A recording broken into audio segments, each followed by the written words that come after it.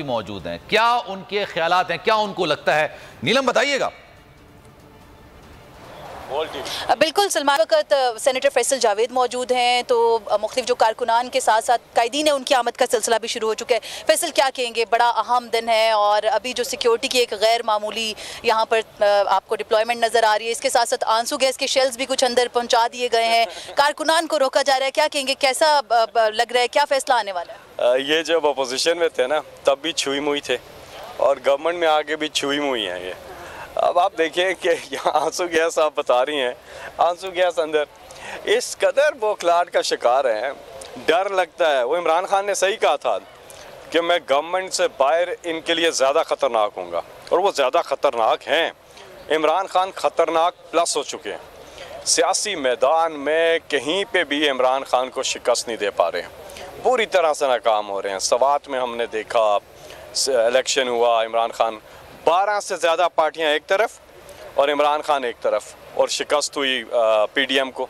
फिर हमने देखा पंजाब में 17 जुलाई को क्लीन स्वीप किया इमरान खान ने। फिर 16 अक्टूबर को भी हमने देखा है बाई इलेक्शन में। एक बार फिर सियासी मैदान में हर जगह ये नाकाम हो रहे हैं। अवाम ने तो अपना फैसला दे दिया, इलेक्शन कमीशन क्या फैसला करने जा रहा है और पाकिस्तान तहरीक इंसाफ की क्या हिकमत अमली होगी इस पे? यही तो मैं कह रहा हूँ कि क्योंकि सियासी मैदान में ये हर जगह नाकाम हो रहे हैं, इनके पल्ले कुछ है नहीं, तो किसी तरह से इमरान खान साहब को ये टेक्निकल नॉकआउट करना चाहते हैं। ये जो केस है इसमें कुछ भी नहीं है, कोई चीज़ भी नहीं है कि इमरान खान के खिलाफ फैसला आए, ऐसा हो ही नहीं सकता, क्योंकि बिल्कुल क्लियर चीज़ है।